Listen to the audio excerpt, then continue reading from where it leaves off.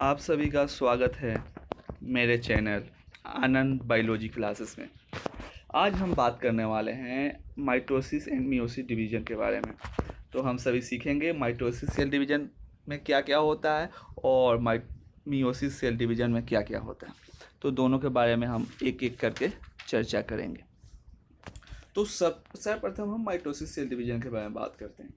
तो यहाँ पे माइटोसिस सेल डिवीजन के बारे में सर्वप्रथम चर्चा जो किए थे वाल्टर फ्लेमिंग ने किए थे। इन्होंने 1878 से 1882 के बीच में इस पे काम किया था। किसने किया था? वाल्टर फ्लेमिंग ने।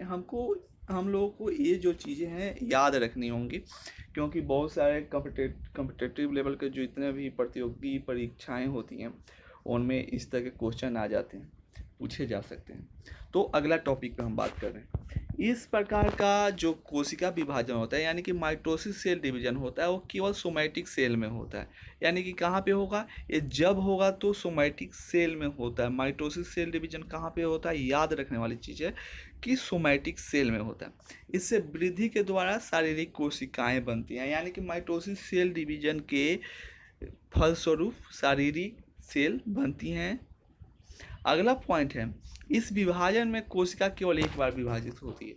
यानी कि माइटोसिस सेल डिवीजन में जो है कोशिका केवल एक बार विभाजित होगी, इसलिए इसमें केंद्रक भी जो होता है वो केवल एक बार ही विभाजित होता है। तो माइटोसिस सेल डिवीजन में सर्वप्रथम ये चीज़ हम जानेंगे कि यह जो विभाजन कहाँ पे हो रहा है। ये तो जब भी होगा तो ये कहाँ पे होगा? सोमैटिक सेल में होगा। अगले पॉइंट की तरफ हम लोग चलते हैं और बात करते हैं। अगला पॉइंट है कि यह जो होता है सेक्सुअल तथा एसेक्सुअल रिप्रोडक्शन करने वाले सभी जीवों में होता है। वो चाहे जीव सेक्सुअल रिप्रोडक्शन कर रहा हो या एसेक्सुअल रिप्रोडक्शन कर रहा हो, उन सभी में इस प्रकार का सेल डिवीजन होता है। कोशिका यानी कि सेल जो होता है केवल एक बार विभाजित होती है, इसलिए माइटोसिस डिवीजन में क्रोमोसोम भी एक बार ही विभाजित होता है। यानी कि क्वेश्चन आ जाए कि माइटोसिस सेल डिवीजन में क्रोमोसोम्स कितनी बार विभाजित होती है, तो आपका आंसर होगा एक बार। इंटरफेज के इस अवस्था में डीएनए रेप्लिकेशन होता है। यानी कि यहाँ पे आपसे क्वेश्चन पूछा जा सकता है कि माइटोसिस सेल डिवीजन के इंटरफेज के इस अवस्था में क्या होता है, या ये भी पूछा जा सकता है कि माइटोसिस सेल डिवीजन में डीएनए रेप्लिकेशन किस अवस्था में होता है। तो आपका आंसर होगा इंटरफेज के इस अवस्था में। यहाँ पे प्रोफेज जो होती है बहुत जल्द समाप्त हो जाती है। यानी कि माइटोसिस सेल डिवीजन में जो प्रोफेज जो होती है वह बहुत जल्द ही समाप्त हो जाती है। माइटोसिस डिवीजन के पश्चात दो सेल का निर्माण होता है। माइटोसिस सेल डिवीजन हो गया, उसके फलस्वरूप दो सेल, मान लीजिए कि एक बड़ा सा सेल है, ये विभाजन हुआ, इससे कितने सेल बनेंगे? दो सेल बनेंगे। इस चीज़ को समझना है। यानी कि एक सेल से कितने सेल बन रहे हैं? दो सेल बन रहे हैं। यहाँ पे दो सेल बन रहे हैं किसके द्वारा? तो माइटोसिस डिवीजन के द्वारा। अगले पॉइंट के तरफ हम बात करें तो प्रत्येक नवजात यानी कि जो न्यू बॉर्न सेल होता है उसमें क्रोमोसोम की संख्या 2n होती है। यानी कि जो मदर सेल होती है, मातृ कोशिका होती है, उसके क्रोमोसोम के समान होते हैं। यानी कि जो एक सेल विभाजित होकर दो सेल में बट रही है तो दोनों में क्रोमोसोम की संख्या क्या होगी? समान होगी। क्रोमोसोम की संख्या नहीं बदलती है। यानी कि जो माइटोसिस सेल डिवीजन होता है उसमें क्रोमोसोम जो हुआ उसकी संख्या नहीं बदलती है, क्योंकि प्रत्येक क्रोमोसोम विभक्त होकर दो क्रोमैटिड बनाती हैं एवं प्रत्येक क्रोमैटिड एक नए कोशिका का एक क्रोमोसोम बनाता है। तो इस प्रकार हम सभी ने माइटोसिस सेल डिवीजन के बारे में देखा। अब हम सभी चर्चा करेंगे मियोसिस सेल डिवीजन के बारे में। तो यहाँ पे आइए चर्चा करते हैं। यहाँ पे जो होता है मियोसिस सेल डिवीजन जो होता है वह कहाँ पे होता है? तो ये सिर्फ जर्म सेल में हो, रिप्रोडक्टिव सेल के परिपक्व होने के समय होता है। यानी कि ये कहाँ पे हो रहा है? जर्म सेल में हो रहा है, रिप्रोडक्टिव सेल के परिपक्व होने के समय। इससे जर्म सेल का निर्माण होता है। जर्म सेल जो होती हैं, जैसे मान लीजिए शुक्राणु का सेल हुआ, कोशिका हुआ, या फिर आप यहाँ पे ये बोल सकते हैं कि जैसे ओवम का हुआ सेल, तो इन सब का निर्माण मियोसिस सेल डिवीजन के फलस्वरूप। इसमें कोशिका दो बार विभाजित होती है, मियोसिस फर्स्ट और मियोसिस सेकेंड। यानी कि मियोसिस सेल डिवीजन जो होता है वह दो स्टेज में होता है, जिसमें होता है मियोसिस फर्स्ट और मियोसिस सेकेंड। अगली पॉइंट पर अगर हम बात करें तो केंद्रक जो होता है 2 बार विभाजित होता है। एक बार मियोसिस फर्स्ट में विभाजित होगा और दूसरी बार मियोसिस सेकेंड में। तो यहाँ पे क्वेश्चन आ सकता है कि मियोसिस सेल डिवीजन में केंद्रक कितने बार विभाजित होता है। तो आप क्या बताएंगे कि मियोसिस सेल डिवीजन में केंद्रक 2 बार विभाजित होता है।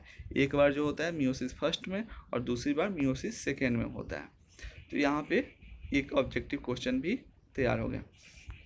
अब अगला है, यह डिवीजन जो होता है केवल सेक्सुअल रिप्रोडक्शन करने वाले जीवों में होता है। ये नहीं होगा कि ये सेक्सुअल जो जीव रिप्रोडक्शन कर रहे हैं, जिनमें रिप्रोडक्शन की क्रिया ये सेक्सुअल मेथड से हो रही है, उनमें इस प्रकार का सेल डिवीजन नहीं पाया जाएगा। अगला पॉइंट है, इसमें कोशिका 2 बार विभाजित होती है, लेकिन क्रोमोसोम जो होता है केवल एक ही बार विभाजित होता है। आपसे क्वेश्चन पूछा जा सकता है कि मियोसिस सेल डिवीजन में क्रोमोसोम कितनी बार विभाजित होती है। तो आपका आंसर होगा 1 बार। चलिए अगली पॉइंट पे चर्चा करते हैं। अगली पॉइंट है, डीएनए का रेप्लिकेशन जो होता है केवल इंटरफेज फर्स्ट में होता है। यानी डीएनए का जो रेप्लिकेशन है वह कब होगा? इंटरफेज फर्स्ट अवस्था में होगा।